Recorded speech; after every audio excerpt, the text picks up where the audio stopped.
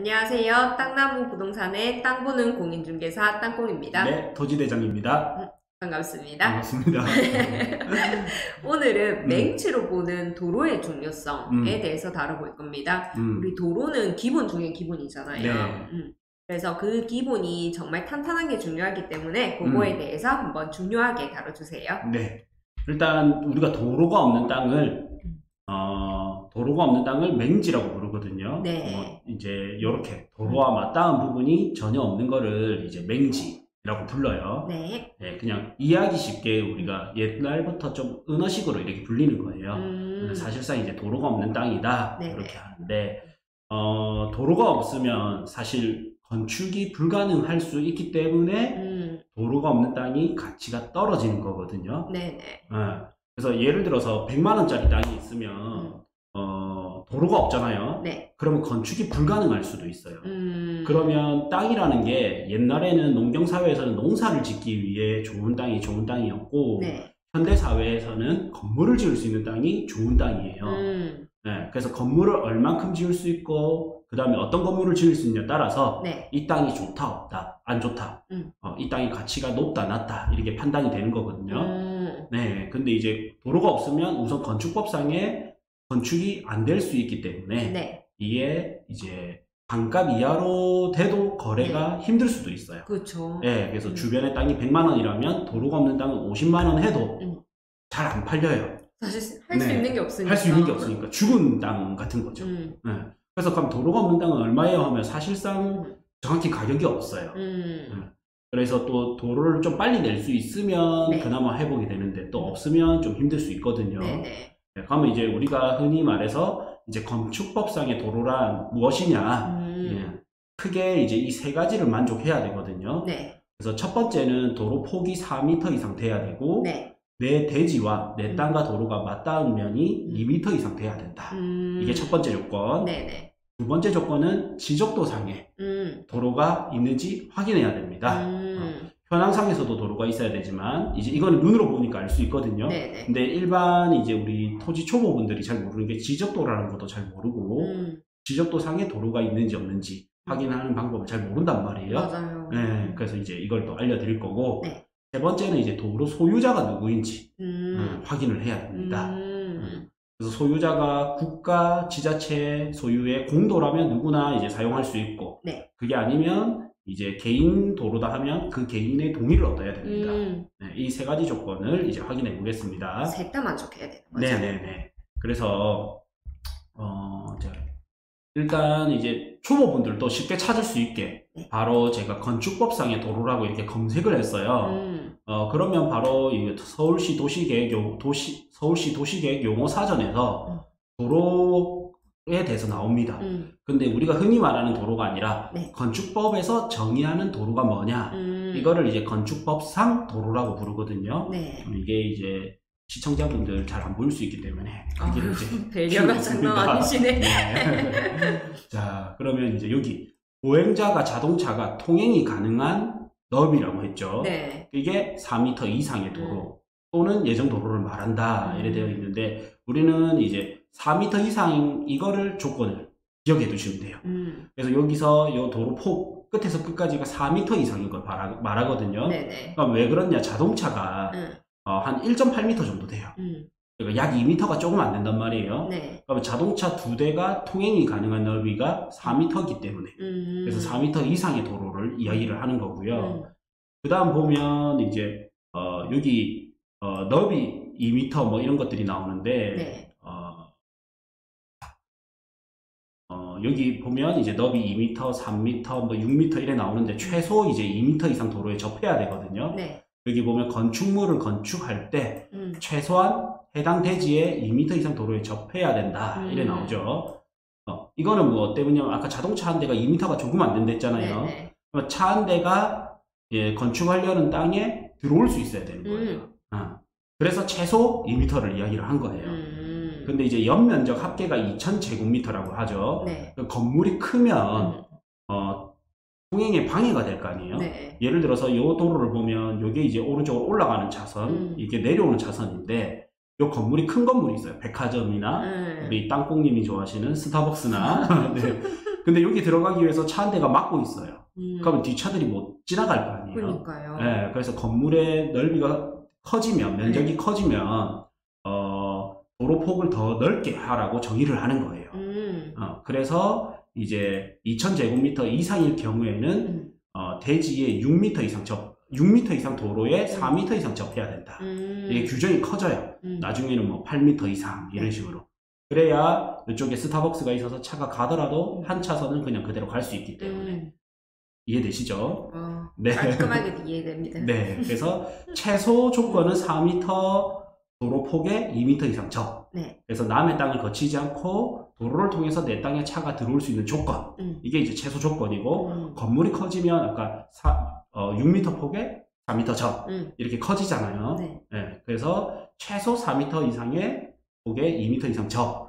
그래서 땅을 보러 갔을 때 상상을 하는 거예요. 이 땅에 차가 들어올 수 있는지 없는지.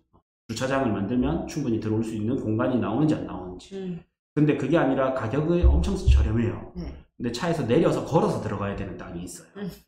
그런 땅은 죽은 땅일 가능성이 높죠. 그렇죠. 네, 그래서 싼 겁니다. 근데 사람들은 초보분들이 많이 실수하는 게 뭐냐면 싼 땅을 계속 사요. 아파트는 비싼 아파트를 사고 싶어 하면서 땅은 싼 걸 사려고 해요. 그래서 실패하는 거거든요.